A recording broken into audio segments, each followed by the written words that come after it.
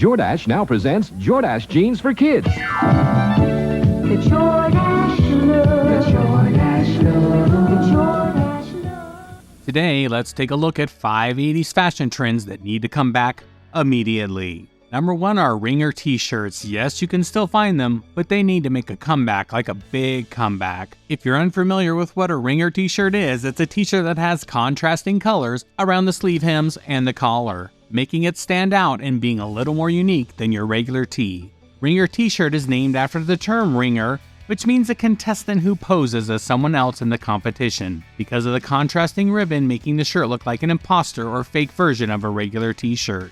Ringer t-shirts have been around since the 1960s and were originally popularized by sports teams as a way to distinguish their uniforms from regular t-shirts. The style became more widespread in the 1970s and 80s as a fashion statement, and they continue to be popular today as a retro look, but not nearly as much as they should be. Ringer t-shirts are typically made from cotton or a cotton blend, and they come in a wide variety of colors and designs.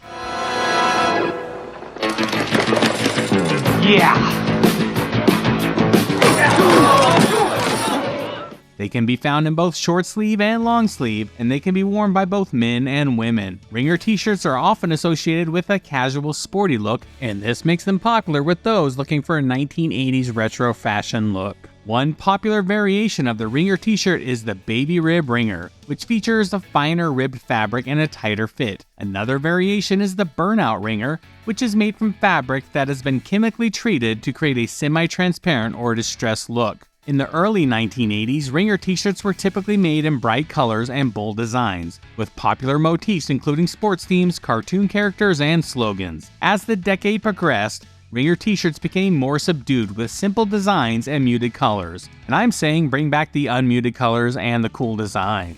One iconic example of a ringer t-shirt that was popular in the 1980s, which you probably saw if you were around in that time, they say Frankie Says Relax. It was a t-shirt that was worn by members of the band Frankie Goes to Hollywood and featured bold black lettering on a white t-shirt with black ribbing. The shirt became a cultural phenomenon and was widely imitated.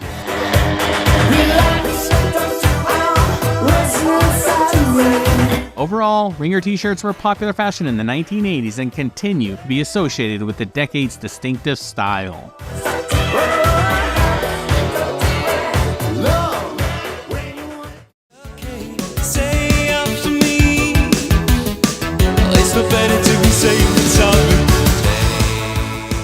Number 2, denim and leather jackets. Again, they're still around, but there was just something different about the jackets in the 80s. Leather jackets were a popular fashion item in the 1980s, and they were often associated with the decade's rebellious and edgy style. Leather jackets were often worn by musicians, actors, and other celebrities, and they became a symbol of coolness and attitude.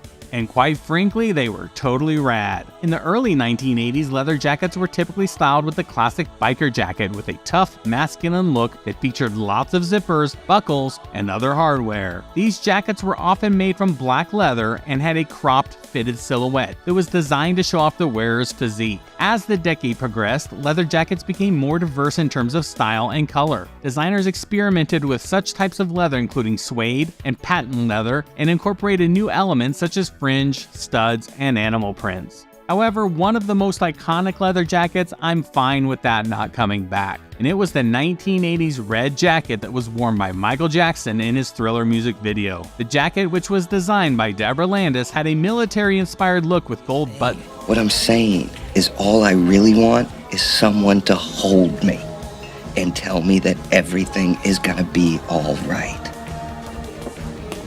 Everything is going to be all right.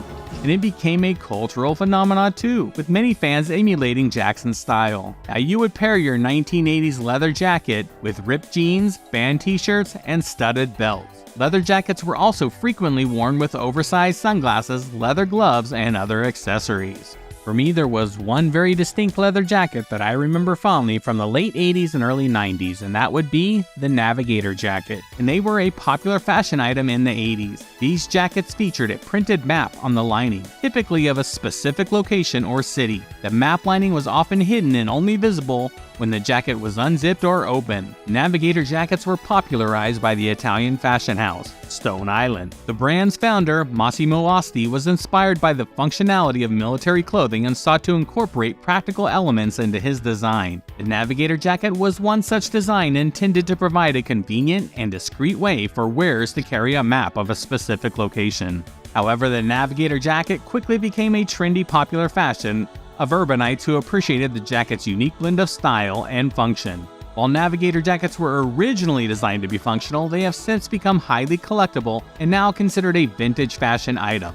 They need to come back right away. And another popular jacket that I want to see come back is the denim jacket. This was a popular item in the 80s and was often associated with the decade's casual laid-back style. Denim jackets were worn by people of all ages and were a versatile addition to any wardrobe, capable of being dressed up or dressed down depending on the occasion. In the early 1980s, denim jackets were typically worn in their classic blue denim color and featured a boxy, oversized silhouette that was popular at the time. As the decade progressed, denim jackets became more diverse in terms of style and color. Designers began to experiment with different washes, finishes, and colors, and the classic blue denim jacket was joined by black, white, or even a brightly colored version. One of the most iconic denim jackets of the 1980s was the one worn by the character of Marty McFly in the 1985 film Back to the Future. The jacket was a classic blue denim with a fitted silhouette and a button front closure. It became a symbol of the 80s nostalgia and continues to be associated with the film and the decade.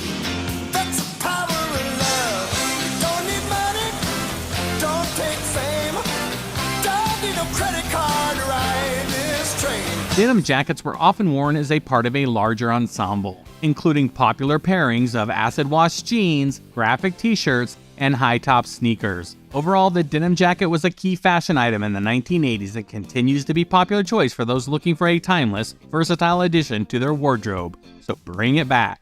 Number 3, neon. We need neon. Neon fashion was a defining trend of the 1980s, characterized by bright, fluorescent colors that were highly visible and attention-grabbing. Neon colors were seen in a wide range of clothing and accessories, from aesthetic wear to formal wear, and were embraced by people of all ages and styles. Neon fashions were popularized by the rise of dance and aerobic workouts in the 1980s. Fitness enthusiasts began to wear neon-colored workout clothes such as leggings, shorts, and sweatbands as a way to stand out and add some fun to their workouts. This trend quickly spread beyond the gym and became a huge part of the 1980s. Now, it wasn't just for casual wearers. Neon colors were also popular in more formal wear, with neon-colored dresses and suits making appearances on the red carpet and in high-end fashion shows. Also, celebrities such as Madonna, Cyndi Lauper, and Boy George embraced neon fashion, wearing bold neon-colored outfits on stage and in music videos.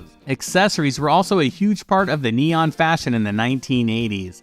Belts, jewelry, and shoes were popular for adding a pop of color to any outfit. Some people even wore neon-colored wigs or dyed their hair in a bright fluorescent hue. While neon fashion is often associated with the 1980s, it has made an occasional comeback over the years. But I'm all in. Bring it back. We need some color. Now, going a little bit back to the denim jacket, there was one pairing with your denim jacket that was very popular in the 1980s, and they need to come back. That's number 4, band tees. And yeah, it kind of clings on today, but I'm talking about the classic band tees. You know, your Def Leppard, your Striper, or New Kids on the Block even, whatever you were into. Bring those back. Band t-shirts were an essential part of the 1980s fashion, reflecting the era's vibrant music scene and the rise of popular genres such as rock, punk, new wave, and rap. These shirts typically featured the name and image of a particular band or musician, and were often worn as a way of supporting a favorite artist or band. They were an identity in some respect of who you were and what your taste was. Band tees of the 80s came in a variety of styles, ranging back from the simple black and white designs to colorful graphic-heavy prints. And if your band tee was also a ringer tee, you're winning. Band tees were typically made from soft, lightweight cotton and were often worn oversized for a relaxed, casual look. It was a way to express your individuality and show your love for your favorite band. They were often worn with ripped jeans or leather jackets for a rebellious, rock-inspired look. Today, vintage band t-shirts from the 1980s are highly sought after by collectors, so I say why not bring them back? Whether it's AC/DC, Guns N' Roses, Metallica, or others, wearing your favorite band was a fashion I loved. Now you got your denim jacket, you got your band tee, or your band ringer tee if you want to be extra stylish, and that brings us to our number 5. Buttons or pins? Buttons and pins were a popular accessory in the 1980s, worn by people of all ages and styles. They were small items typically made of metal or plastic and featured a design or slogan printed in a small circular or rectangular surface, which was then attached to your clothing using a pin back. And what kind of button and pin you had would be up to you. It was music, pop culture. It was a big influence in 80s fashion, and many people wore buttons and pins featuring your favorite band, movie, or TV shows, including buttons featuring album covers, band logos, or characters from popular movies or TV. And they also had do-it-yourself buttons. The 1980s was a decade of DIY culture, and many people made their own buttons and pins using a button-making machine. This allowed people to create their own unique designs and express themselves in a creative way. The button machines were huge, and you could take any image or logo and make a pin out of it. Add that to your denim jacket and you were styling. There was also comical or ironic buttons and pins to express a sense of humor or irony. Examples include buttons with funny slogans, puns, or images. Overall, buttons and pins were a popular accessory in the 1980s as well, because they allowed people to express themselves.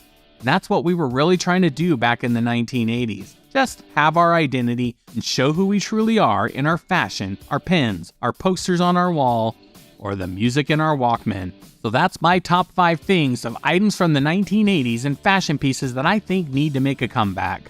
Now, YouTube is struggling with the content I make and not really offering monetization. So I have a great way for you to help the channel if you want to, and all funds I get go right back into this channel. There's a link for Amazon in the description. All you do is click it and then shop like you normally would. Doesn't cost you anything extra, and if you're gonna shop on Amazon anyway, I would truly love if you were able to help out this little channel. If not, that's cool. A like and subscribe is always appreciated, or sharing the video. Either way, I'm just glad you're here, and I hope you had fun. Until next time, bye friends.